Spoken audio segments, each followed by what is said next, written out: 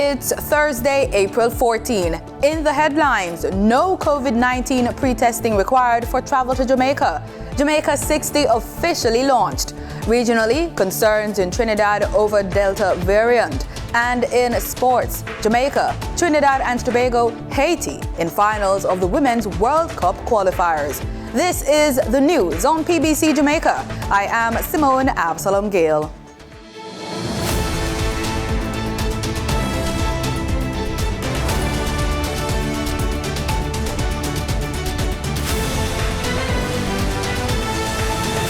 Effective April 15, 2022, pre-testing will no longer be required for travel to Jamaica, and wearing of masks in enclosed public places will be highly encouraged but not mandatory. The announcement was published by the Office of the Prime Minister, OPM, on Wednesday. OPM also states that the requirement for each person in an enclosed place to which the public has access to wear a mask fitted to that person's face so as to cover the person's nose and mouth will expire on April 15, 2022.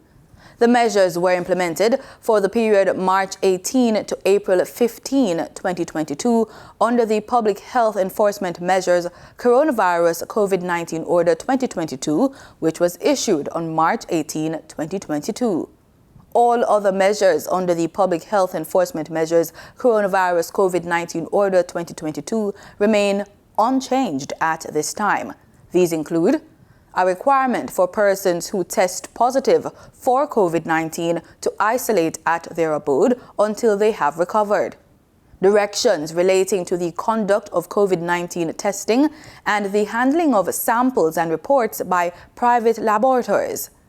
Provisions to protect the identity of persons who test positive for COVID-19, and a requirement for owners or operators of businesses, places of worship, educational institutions or other establishments to which the public has access to ensure that hand washing stations or hand sanitizing equipment are placed and maintained at the entrance of premises, as well as a requirement for persons entering the premises to wash or otherwise sanitize their hands upon entry. Jamaicans are being reminded that while our current case numbers are relatively low, the COVID-19 pandemic has not ended. New variants and subvariants of the SARS-CoV-2 virus continue to emerge. Prime Minister Andrew Holness launched the 60th celebration of Jamaica's independence on Wednesday at Jamaica House. Jamaica's Diamond Jubilee is being celebrated under the theme Reigniting a Nation for Greatness. The Prime Minister in his address says over the last 60 years, Jamaica has made great strides in democracy and economic development. In health, education, housing, and infrastructure. Our global reach and impact have been disproportionate to our geopolitical size. We have demonstrated tremendous acumen in many areas of the global stage. We have created one of the world's greatest music forms, reggae music, and have been a main element in the emergence of pop culture and pop music. Our music has been an inspiration and a balm for the oppressed all over the world. In sports, our accomplishments have been legendary. From the days of Arthur Wint and Herb McKinley, who emerged victorious in the 1948 Olympics, to our current crop of stellar athletes, including Usain Bolt and Elaine Thompson-Herah. President of the Republic of Rwanda, His Excellency Paul Kagame, is set to give a presidential address at a joint sitting of the Houses of Parliament at 2 p.m. today, Thursday, April 14. He was greeted by Governor General His Excellency Sir Patrick Allen, Prime Minister Andrew Holness, Chief of Defence Staff Rear Admiral Antoinette Wemyss Gorman, Opposition Leader Mark Golding, and other ministers. His arrival commences a 3-day trip intended for the deepening of bilateral relations between the two countries.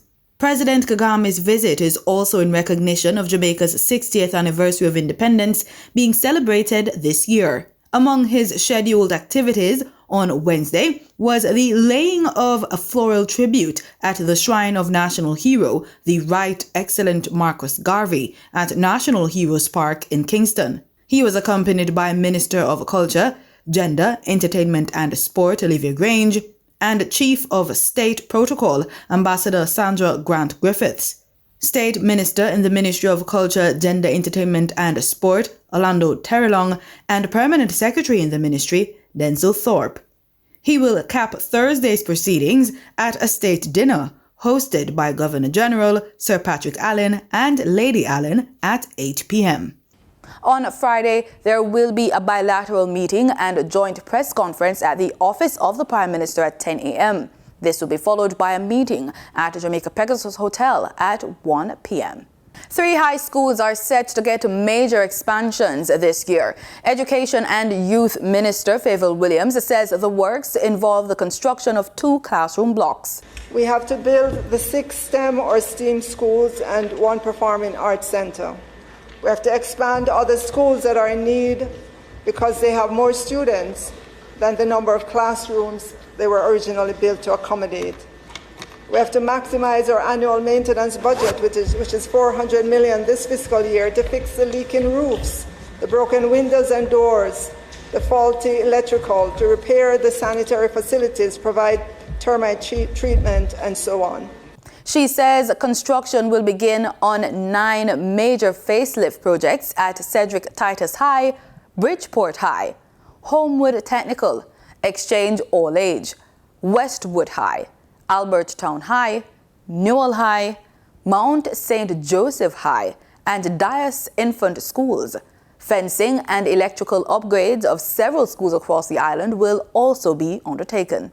Construction services will also be undertaken within the financial year for 9 major infrastructure projects: Papine High, Port Antonio High, Denhamtown High, Nain High, New Forest High, Belair High, Aberdeen High, Stony Hill Technical High, and Brownbrook Primary. Minister Williams says the infrastructure development projects are designed to enhance the educational experience. The infrastructure development projects are designed to enhance the teaching and learning environment for our students and teachers across all levels of the education system. The projects are geared towards the elimination of the shift system, the reduction of overcrowding in schools, and the provision of quality school spaces. Minister of Education and Youth Favour Williams says various stakeholders within the education sector are collaborating to implement psychosocial, socio-emotional learning activities to help reduce violence in schools. Speaking in the House of Representatives on Tuesday, Minister Williams said the stakeholders include principals, guidance counselors, health and family life teachers, and deans of discipline. We have developed a model that was shared with all schools, and we ask that the focus be given to our high schools, and in particular our 4th form students in this first round of these psychosocial and socio-emotional learning activities. Noting reports of fights and stabbings at several high schools since the resumption of face-to-face classes, she said the program is aimed at grade 10 students. Typical grade 10 student or 4th formers entering the teenage years, 15 to 17. Psychologists say this is a time of change for how teenagers think, feel, and interact with others, and a time of change for how their bodies grow. This is also an important time to prepare for more independence and responsibility, especially for boys, and it is scary. It is a really, really rough time mentally for our grade 10. The minister informed that an intervention will be held from April 25 to April 29, 2022, under the theme Embracing a Winning Well-Being. Even while we continue to use measures that include suspension for fights, metal detectors, additional resource officers, Madam Speaker, we recognize that our students need some heavy-duty psychosocial support to begin to see a greater level of socio-emotional intelligence, competencies, and skills that will enable our students to manage their emotions, thus get into that state where they can resolve conflicts without violence. The Education and Youth Minister was making her contribution to the 2022-2023 sectoral debate in the House of Representatives this week. Time now for your usual market updates and more in the Business Report with Danita Rodney.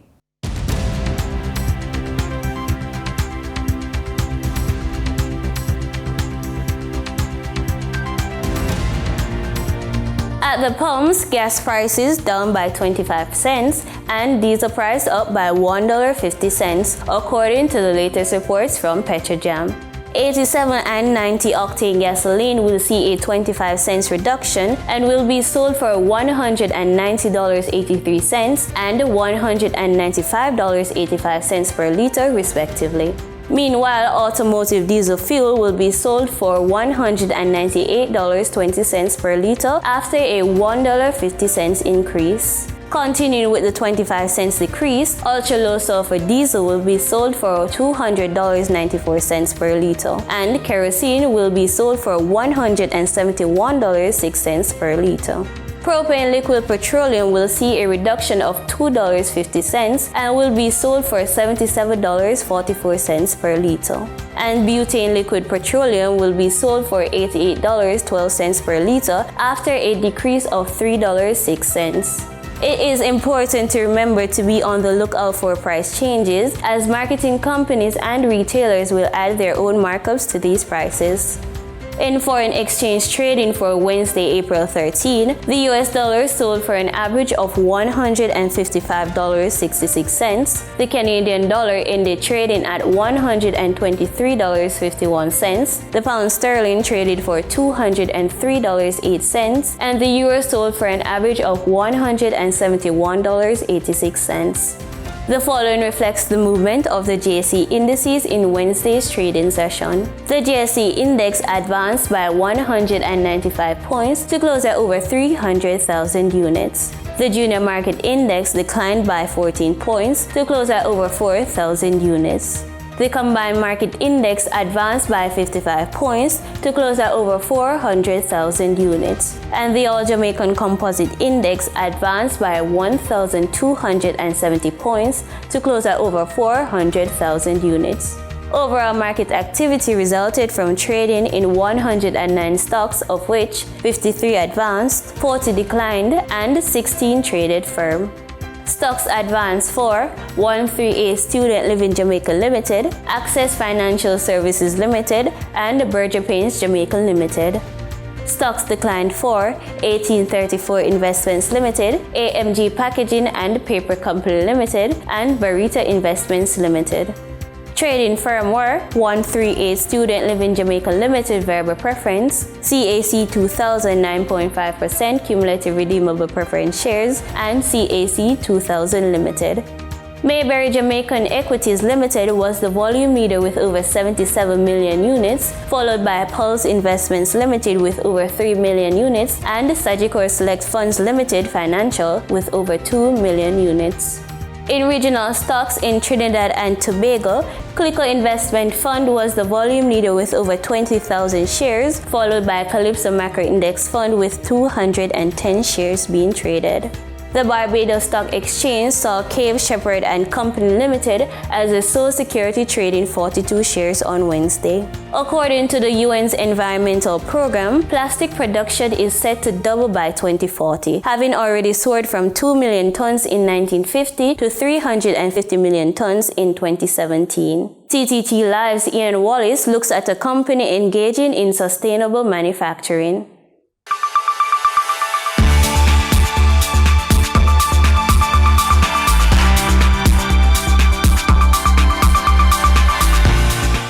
Plastic manufacturer, Rota Plastics, cuts waste using a sustainable process.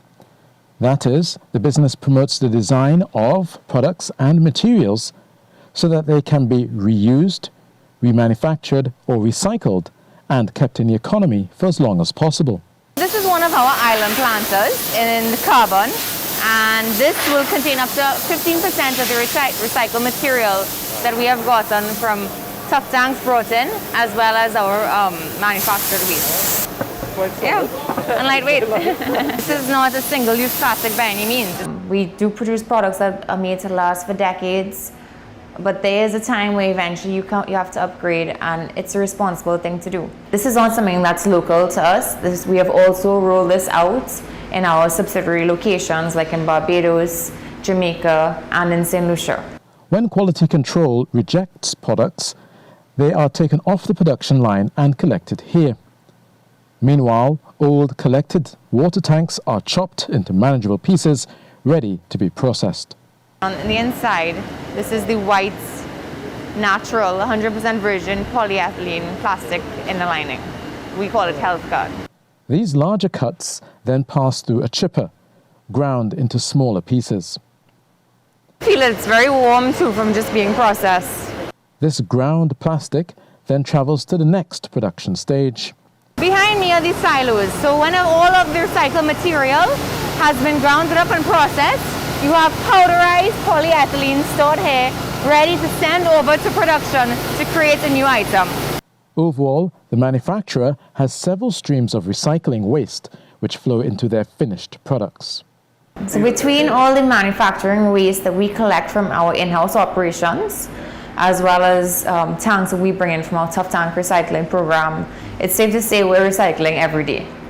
So this company is lightening the burden on consumers to reduce, recycle and reuse. I am Ian Wallace, keeping it green for TDT News. In market data for oil prices have slipped as traders weighed a larger than expected build in U.S. oil stocks against tightening global supply. Brent futures were down $1.52 or 1.4% at $107.26 a barrel, while West Texas Intermediate futures were off $1.38 or 1.3% at $102.87 a barrel. And that was the business report on PBCJ. I'm Danita Rodney. Let's see what's happening with our regional counterparts. In Trinidad, in the latest round of testing, one sample tested positive for the Delta variant, and this has become a cause for concern. TTT Live has the details. One detected case of the Delta variant is causing some concern to the Ministry of Health. Chief Medical Officer Dr. Roshan Parasram says from genomic sequencing testing last week, the majority came back as the Omicron variant. But with one case of the Delta variant being detected in those samples, Dr. Parasram says it will be monitored closely by the Ministry of Health. 118 of those would have come back as Omicron, one case as Delta, which is, although it is one, it is concerning that we still have Delta circulating in the country. So that is a concern because of the severity of Delta, in terms of it, in the way it causes severe disease and death. Dr. Parasram adds that the worrying subvariant of Omicron also continues to show up in samples. What we see in circulation is BA1 majority, but there's a significant amount of BA2, which is the sublineage that is causing a lot of issues in other parts of the world. We are now, based on last week's report, it accounted for 39% of the samples that were Omicron are BA2. In Grenada, the permanent secretary in the Ministry of Education says Grenadian students studying in China are doing just fine despite the country shutting down various provinces due to the spread of COVID-19. GBN News has more.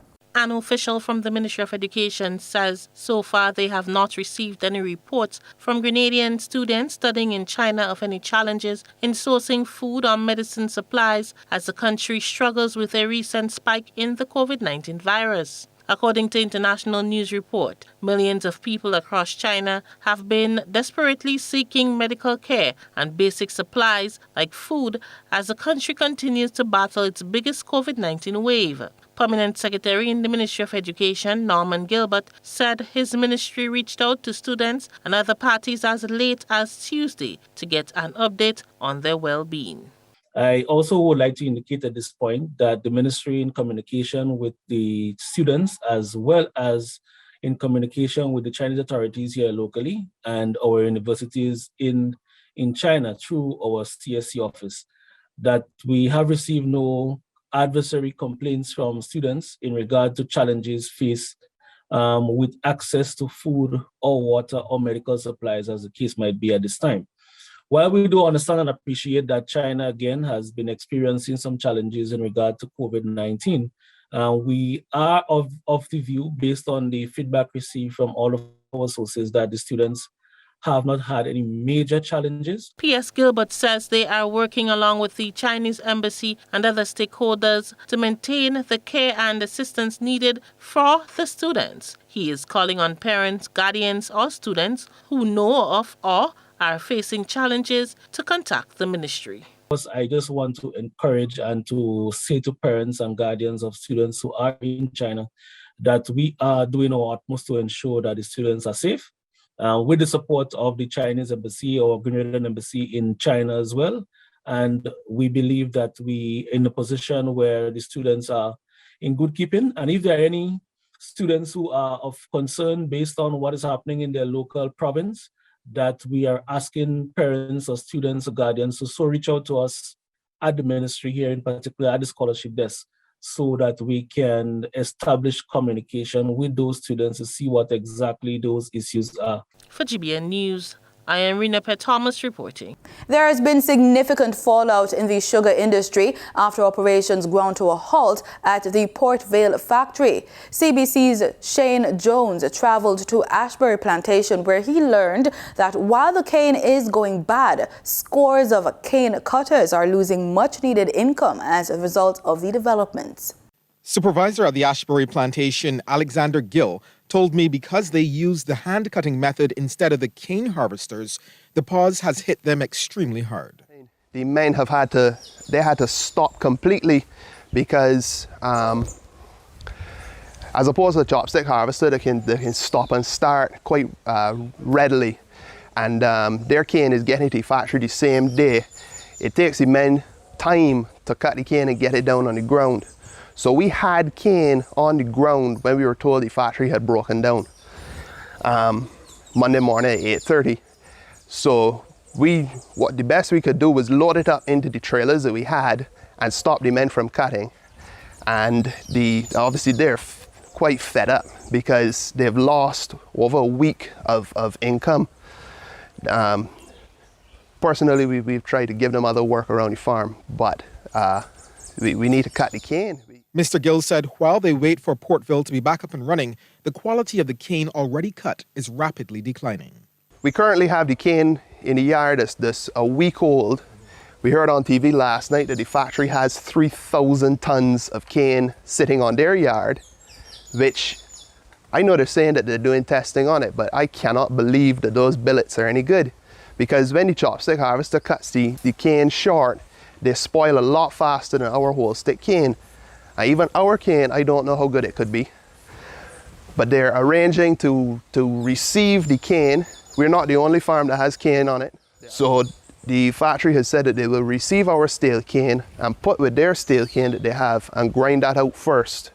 Because we don't want to mix the stale cane with the fresh cane next week. So we need to get rid of all the stale cane off the island that has been cut already.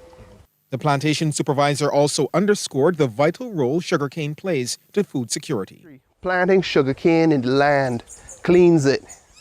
It is very, very difficult to grow food without having sugarcane to rotate it with, right? If you look at the fellas who are doing potatoes on a large scale, they're struggling if they don't use cane to clean the soil after a potato crop.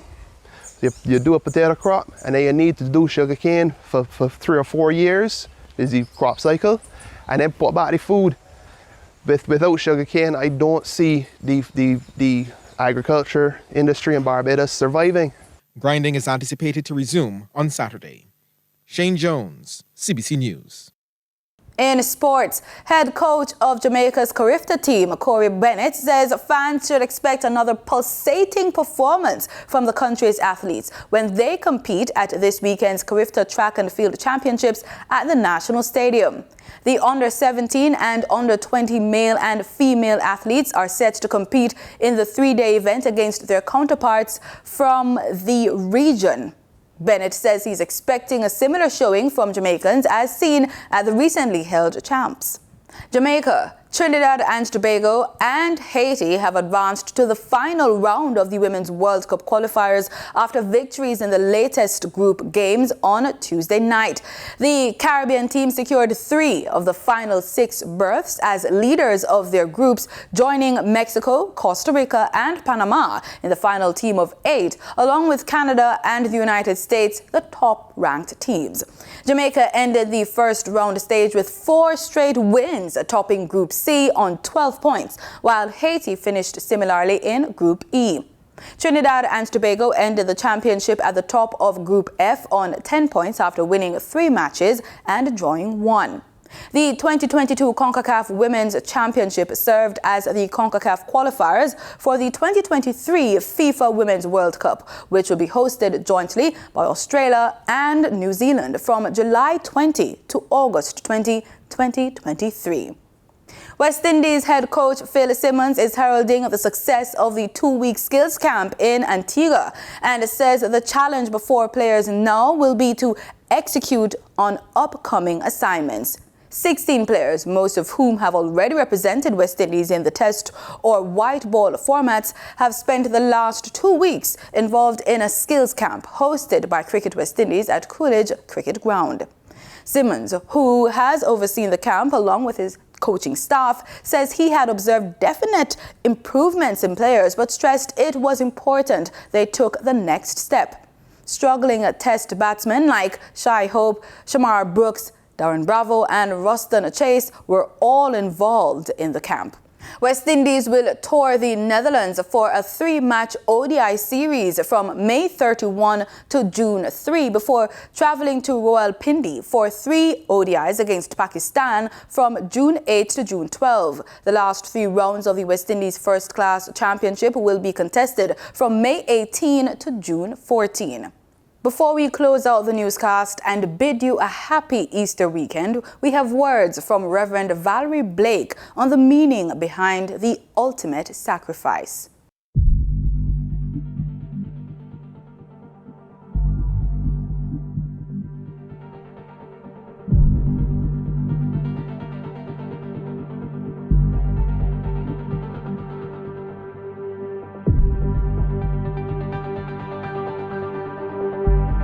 Hi, I'm Reverend Valerie Blake, and I pastor the Elim Open Bible Church in Portmore, St. Catherine. Why is Easter recognized? Easter is a Christian holiday that is celebrated all over the world, and we celebrate the death, the burial, and the resurrection of the Lord Jesus Christ. And you may ask, where do we find this in scriptures? The Gospels speaks to the life and the ministry of our Lord Jesus Christ. And part of that ministry has to do with his death, his burial and resurrection. So to the end of the Gospels, you'll find it there, St. Matthew, Mark, Luke and John. But what is important also was that all of this was prophesied a long time before it happened. And so if you go to Isaiah 53, where he talks about the fact that Jesus was wounded and bruised for our transgression, he did not know Jesus, but he prophesied about what would have happened when Jesus walked on the earth.